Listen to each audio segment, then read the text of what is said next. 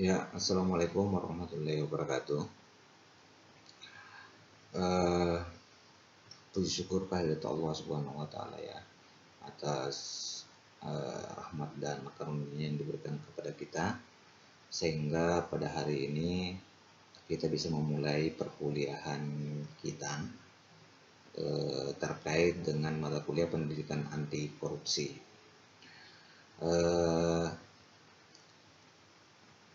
Perkuliahan kita ini adalah perkuliahan perdana.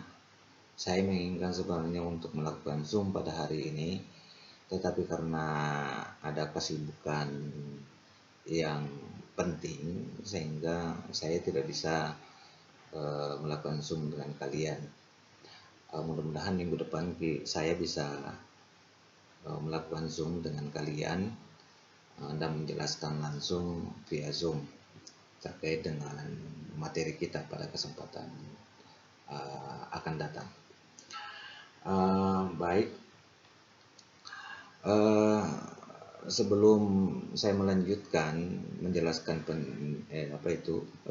tentang pendidikan anti korupsi ini sebagai mata kuliah kita, terlebih dahulu nanti saya meminta kesepakatan kalian untuk menunjuk salah satu di antara kalian untuk menjadi rombel. Tugas rombel salah satunya adalah mengingatkan, memfasilitasi ya proses perkuliahan agar bisa berjalan tertib dan lancar, sekaligus juga salah satu di antara tugasnya adalah mengingatkan teman-temannya dan juga saya ketika perkuliahan akan dimulai. Nanti kalian bisa mengirimkan WA ke saya siapa yang menjadi ketua rombel, tapi silahkan Anda sepakati dulu. Yang kedua, saya meminta kalian untuk membuat grup di WA seperti biasa saya lakukan sebelum memulai perkuliahan ini. Keywordnya atau yang harus Anda lakukan adalah melakukan presensi di WA. Nanti saya akan berikan panduannya bagaimana melakukan presensi ya. Perkuliahan kita masih dalam kondisi daring, sehingga nanti kita akan memanfaatkan fasilitas yang tersedia, diantaranya adalah Edlink. Jadi setiap pertemuan itu kita dikontrol melalui Edlink, itu wajib kita lakukan, sehingga kalian semuanya berkewajiban untuk mengakses Edlink. Nanti tambahannya bisa melalui Zoom ya, nanti terkoneksi dengan Zoom untuk penjelasan langsung. Kemudian saya biasa juga menggunakan WA untuk berkomunikasi dengan kalian, karena fasilitas yang ada di Edlink tidak sebagus yang ada di WA untuk proses diskusi ya, atau forum bersama kita. Baik, pada kesempatan ini saya akan memulai pengantar mata kuliah kita, yaitu pendidikan anti korupsi. Jadi di deskripsi mata kuliah kita, yaitu perkuliahan anti korupsi, berarti usaha sadar dan terencana untuk melanjutkan proses belajar mengajar yang kritis terhadap nilai-nilai anti korupsi. Jadi dari mata kuliah ini Anda tentunya sudah tahu ya, sebenarnya untuk apa mata kuliah dipelajari, yaitu bagaimana kita kemudian sadar untuk tidak melakukan korupsi atau anti terhadap korupsi. Dimulai sejak mahasiswa, apalagi kalian kalau sudah menjadi pejabat publik khususnya yang duduk di pemerintahan, sehingga mata kuliah ini sangat penting menjadi dasar pengetahuan kalian, sehingga nanti kita bisa mewujudkan yang namanya pemerintahan yang bersih, bebas dari anti korupsi. Kuliah ini memberikan bekal kepada mahasiswa untuk mengerti tentang korupsi ya, tadi saya katakan tindakan anti korupsi, penyebab korupsi, akibat korupsi, hukum, bentuk-bentuk korupsi, baik yang terjadi di Indonesia maupun negara-negara lain. Termasuk juga kita akan mempelajari bagaimana pencegahan korupsi dan melakukan investigasi atas korupsi yang terjadi di masyarakat. Jadi kita bisa mempelajari dengan studi kasus. Ini ada buku, coba lihat buku ini, nanti penting untuk Anda miliki ya, karena banyak saya akan mempergunakan buku ini dalam proses perkuliahan. Anda sudah bisa download di Google, itu tersedia, dan Anda bisa baca. Nanti proses perkuliahannya kita pertajam saja ya, kita melakukan kajian-kajian terhadap apa itu anti korupsi ini. Tentunya nanti kita akan berada dalam jumlah pertemuan sebanyak 16 pertemuan. Apa-apa yang harus kita bahas dalam 16 pertemuan ini, saya sudah siapkan alokasi waktu rencana perkuliahan kita. Jadi mulai dari pertemuan pertama sampai pertemuan terakhir. Jadi pertemuan pertama itu pengantar mata kuliah yang saya rekam pada hari ini.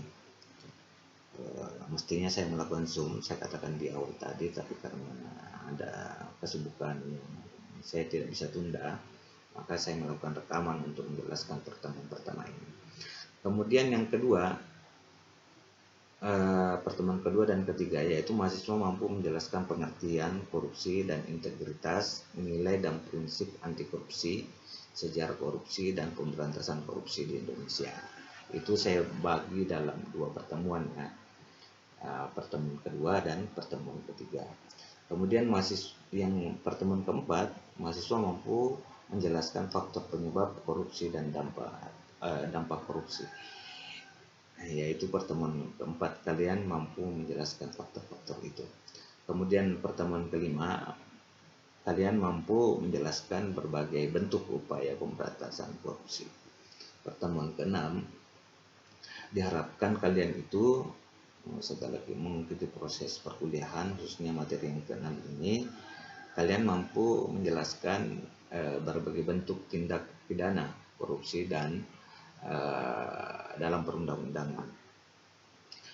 Di pertemuan ketujuh, kalian mampu menjelaskan berbagai bentuk gerakan kerjasama dan instrumen pencegahan korupsi pada tingkat nasional dan internasional. Dan pertemuan ke-8 itu kita melaksanakan ujian tengah semester. Jadi ujian tengah semester nanti ini bahannya mulai dari pertemuan pertama sampai pertemuan ke-7. Kalau pertemuan pertama karena pengantar mungkin tidak ada ujian di situ ya. Saya tidak mengambil soal ujian di situ. Khususnya di pertemuan kedua sampai pertemuan ke-7. Setelah kita melakukan ujian tengah semester, saya melanjutkan di pertemuan ke-9 dengan saya akan menjelaskan perencanaan aksi pencegahan korupsi di masyarakat sehingga nanti Anda mampu memahami itu. Kemudian di pertemuan ke-10, mahasiswa dapat menjelaskan makna yang dapat dibentuk setelah mengikuti sidang tipikor. Ya, nanti saya akan jelaskan ya di pertemuan itu. Kemudian di pertemuan ke-11, mahasiswa dapat membuat rencana investigasi pelaku titik corruption. Kemudian pertemuan ke-12, kalian dapat melaksanakan aksi pencegahan korupsi di masyarakat. Di pertemuan ke-13, kalian mampu menjelaskan etika dalam pelayanan publik dan pencegahan korupsi dalam pelayanan publik. Di pertemuan ke-14 dan 15 ini ada 2, mahasiswa dapat menganalisa terhadap kasus PT corruption. Di pertemuan akhir itu kita melakukan ujian akhir semester. Saya kira itu gambaran singkatnya di perkuliahan kita ini. Kemudian bobot skor ada 4 ya, bobot skor. Saya bagi dalam hal ini. Yang pertama, kehadiran kepatuhan itu 30%, evaluasi proses dan produk itu 40%, ujian tengah semester itu 15%, ujian akhir semester itu 15%, sehingga totalnya adalah 100%. Kalau memang Anda punya usulan terhadap komposisi ini, silahkan, nanti kita akan diskusikan, tapi mungkin minggu depan ya. kalau memang ada masukan-masukan dari kalian. Ini sebenarnya memang harus disepakati ya. Kemudian di deskripsi tugas ada beberapa, ada 5 ya. Pertama review, ini banyak saya gunakan, kemudian diskusi kelas dan paparan hasil diskusi, ini saya jarang gunakan, apalagi kita belum tatap muka. Kalau tatap muka mungkin saja saya banyak terapkan juga ini. Kemudian yang paling penting adalah kontribusi dan atau partisipasi kelas atau pre-risk informant. Pre-risk berarti tidak ada risiko ya. Jadi silahkan memperbanyak saja partisipasinya dalam kelas tanpa ada risiko apapun ya. Jadi jangan takut bersuara, jangan takut bersalah, karena kita dalam proses perkuliahan prinsipnya adalah pembelajaran. Kemudian ada resume, ya ini juga biasa saya gunakan. Kemudian yang terakhir adalah kuis. Itu deskripsi tugasnya. Kemudian aturan yang harus disepakati dalam kontrak perkuliahan kita ada 8 hal yang saya ingin sampaikan. Yang pertama, kehadiran minimal 75% atau 11 tetap muka kalau 14 pertemuan. Tapi kalau 16 pertemuan, 75% itu sekitar 12 atau 13 ya, saya kira itu. Kemudian toleransi keterlambatan baik dosen maupun mahasiswa 15 menit. Tapi saya bisa toleransi lagi sampai 15 menit. Jadi salah satu tugas rombel itu adalah mengingatkan temannya dan saya ya ketika hilaf dari perkuliahan kita. Kemudian tetap berpakaian sopan meskipun daring, khususnya tidak memakai kaos oblong, memakai kemeja. Kalau jeans saya kira pada saat perkuliahan tatap muka itu tidak diperbolehkan, termasuk juga sandal. Kemudian yang keempat, jika terdapat keperluan dalam proses perkuliahan diharuskan untuk meminta izin sebelum keluar ruangan. Kalau daring, pergunakan saja WA di grup untuk meminta izin ya, atau tidak bisa mengakses Edlink. Jadi Edlink itu adalah kewajiban. Ketika Anda tidak mampu, ada kendala, ada kegiatan yang tidak bisa ditunda, boleh Anda minta izin melalui grup WA. Kemudian yang kelima, mengikuti jadwal tepat waktu yang telah ditetapkan khususnya dalam penugasan diskusi, membuat makalah atau resume. Ini sangat penting Anda perhatikan ini. Jangan selalu terlambat karena sangat berisiko ya. Apalagi nanti pada saat di akhir perkuliahan, terkhusus pada penilaian kalian. Kemudian HP di-silent atau dinonaktifkan pada saat perkuliahan tatap muka, karena bisa saja pada saat kita ini kemudian ada aturan kita bisa melangsungkan perkuliahan tatap muka. Jadi HP-nya harus di-silent. Jadi kita memang harus atur kemungkinan-kemungkinannya. Kemudian yang ketujuh, diperbolehkan dalam konsultasi jika terdapat hal-hal yang kurang jelas. Ya, boleh. Kemudian konsultasi dengan dosen berupa konsultasi langsung, tetapi saya sarankan untuk proses daring ini lebih baik konsultasi melalui via WA. Itu nomor HP saya atau WA saya 0813 54 80 86 51. Sekira itu saja yang saya bisa sampaikan pada kesempatan hari ini. Mohon dimaafkan ya, saya juga merasa kesulitan dengan merekam begini karena tidak langsung berinteraksi dengan kalian. Tetapi mudah-mudahan minggu depan kita bisa berinteraksi meskipun melalui Zoom. Paling tidak kita bisa tatap muka melalui Zoom. Oke, saya kira itu saja dulu ya.